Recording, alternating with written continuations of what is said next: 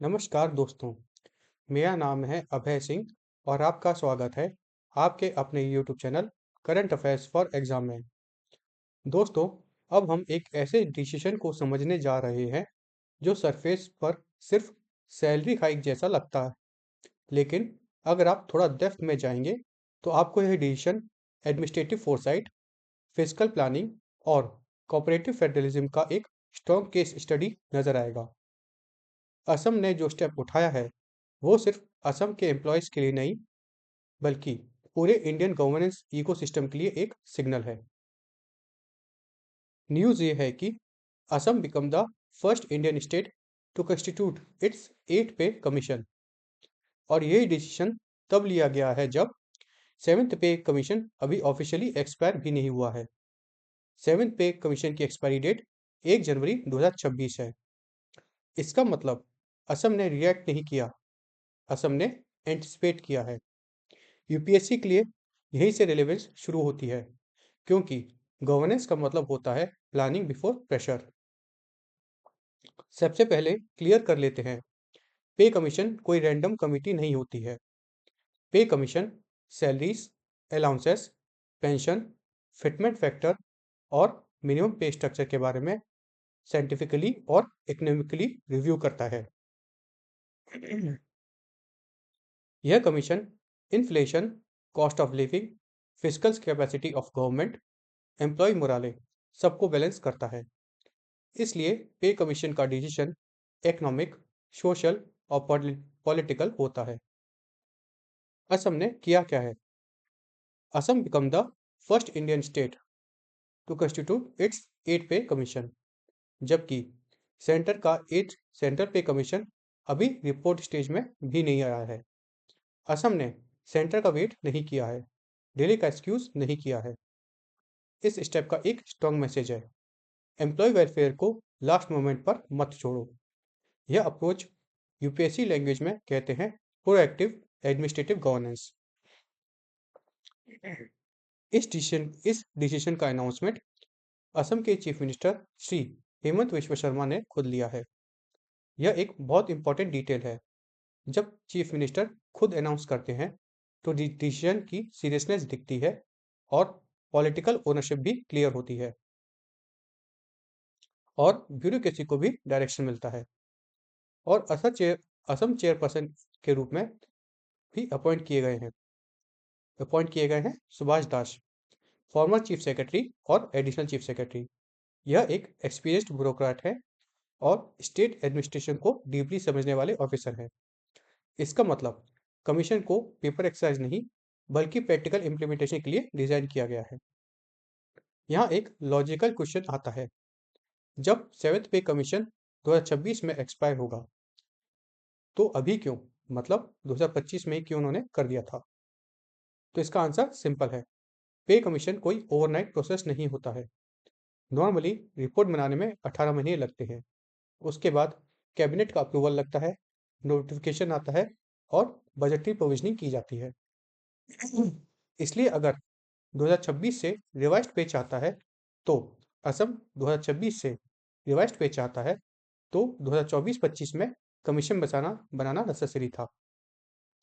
यह physical realism का example है। इस कमेटी का कोर ऑब्जेक्टिव है सैलरीज रिवाइज करना, अलाउंसेस रिस्ट्रक्चर करना, पेंशन अपडेट सिस्टम अपडेट करना, मिनिमम पे रिवैल्यूएट करना और फिटमेंट फैक्टर डिसाइड करना। और असम एक इंपॉर्टेंट पॉइंट है, असम अपने पे स्ट्रक्चर को सेंटर पे रिफॉर्म के साथ अलाइन रखना चाहता है। इससे एम्प्लॉय डिससेटिस्फैक्शन कम होता है, इंटर स्टेट डिस्पैरिटी कंट्रोल होती है और माइग्रेशन ऑफ टैलेंट अवॉइड होता है। अब टाइमलाइन की बात करते हैं।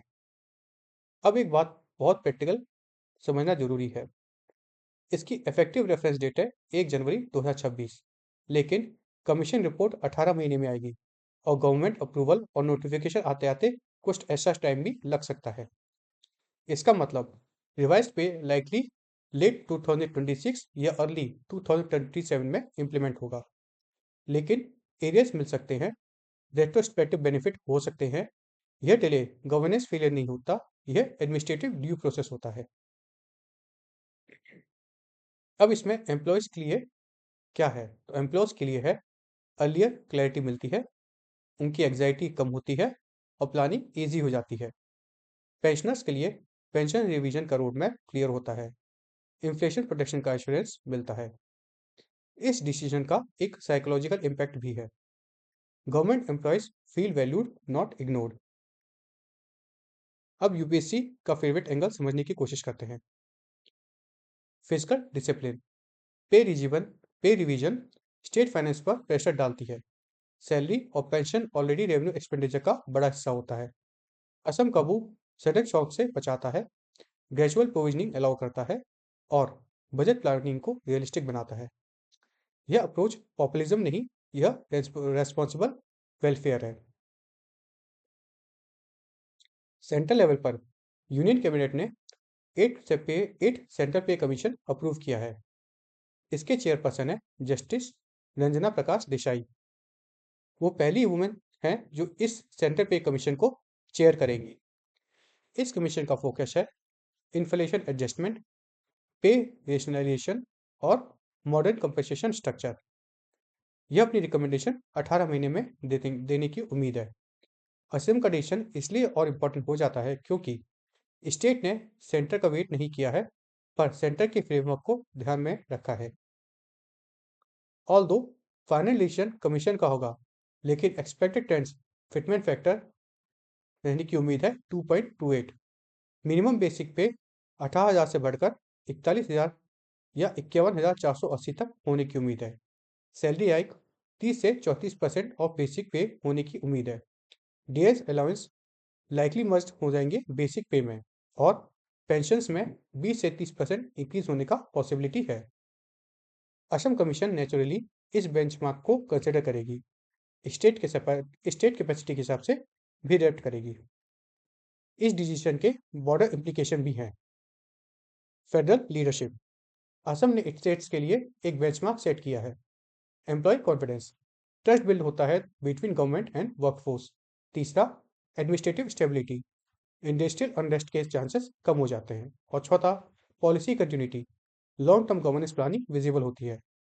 यूपीएससी के लैंग्वेज में this move strength governance credibility and institutional trust.